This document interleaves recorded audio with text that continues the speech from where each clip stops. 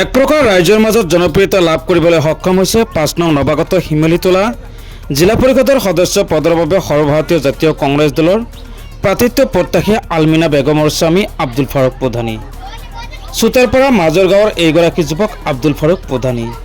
তেওঁৰ উদ্দেশ্য আৰু লক্ষ্য ৰাইজৰ হকে কাম কৰাৰ। এঠাইৰ পিছত আন ঠাইত নিয়মিতভাৱে সহযোগ কৰি গৈছে ইফতাৰ মেহফিলত। এইবাৰৰ স্থান দীঘিলবৰী ইফতাৰ মেহফিল নহয়, এইবাৰৰ স্থান গৰুচটকা বাটাপাৰা যুৱকসকলে আয়োজন কৰা ইফতাৰ মেহফিল।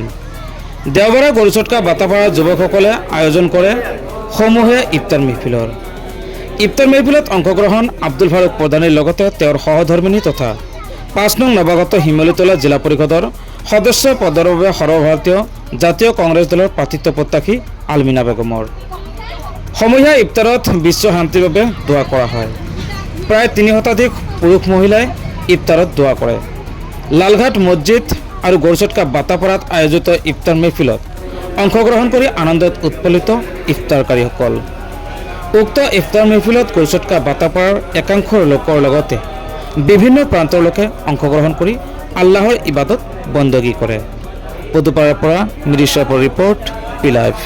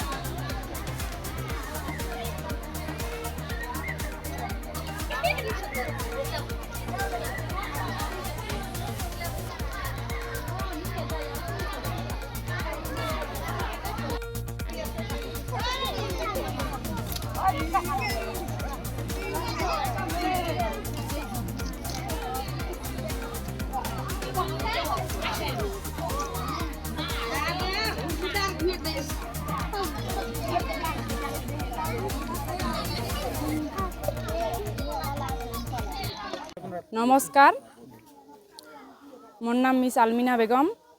সমূহ অসমবাসী তথা গৰুচটকাবাসী মই এই পবিত্ৰ ৰমজানৰ মই মোৰ অন্তৰৰ পৰা আন্তৰিক শুভেচ্ছা জ্ঞাপন কৰিছোঁ। আজি কি কাৰ্যসূচী আছিল?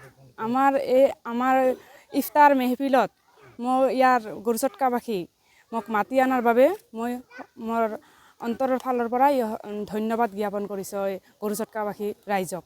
আই মাতৃসকল ইয়াত বহুত উপস্থিত হৈছে। সমাগত পঞ্চায়ত নিৰ্বাচন আছে, পঞ্চায়ত নিৰ্বাচনত আপোনাৰ কিবা ঠাণ্ডা আছে নেকি? কিবা প্ৰতিনিধি হোৱাৰ বা তেনেকুৱা আছে আছে।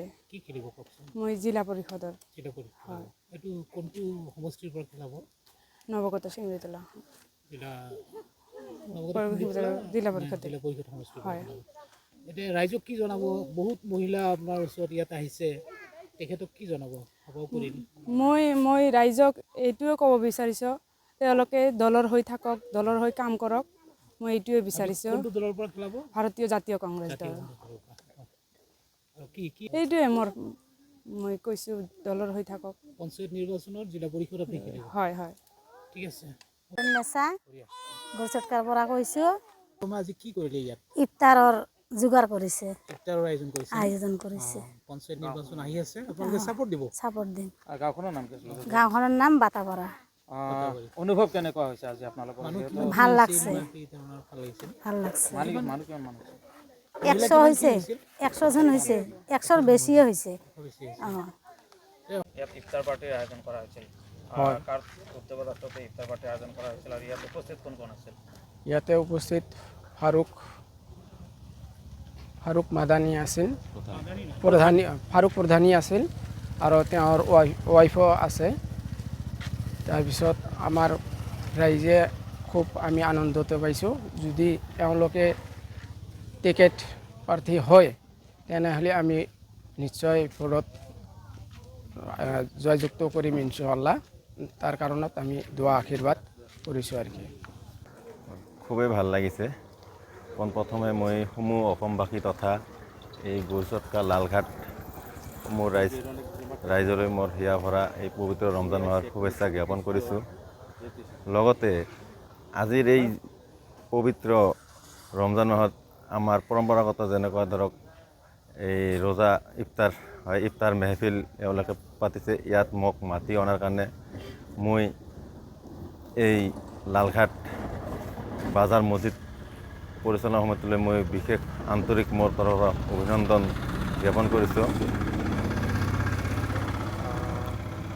তাতে আমি জানিব পৰা মতে আপুনি আপোনাৰ যি ৱাইফ হয়, পত্নী আচলতে এইবাৰ পঞ্চায়ত নিৰ্বাচনত জিলা পৰিষদৰ প্ৰাৰ্থিত্ব পৰীক্ষা হয়। সেই ক্ষেত্ৰত ৰাইজৰ কেনেকুৱা ধৰণৰ ৰাইজৰ পৰা নিশ্চয়কৈ মই পোনপ্ৰথমে মোৰ এই গুৰচটকাবাসী ৰাইজৰ এটা অনুৰোধ, মই যাতে কৰি মোক দোৱা আশীৰ্বাদ দিয়ে সকলোৱে, যাতে মই ভাৰতীয় জাতীয় কংগ্ৰেছ দলৰ প্ৰাৰ্থিত্ব প্ৰত্যাশী।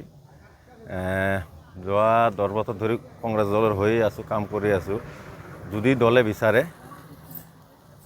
মানে প্ৰাৰ্থিত্ব মইতো নহয়, মোৰ ৱাইফে খেলিব।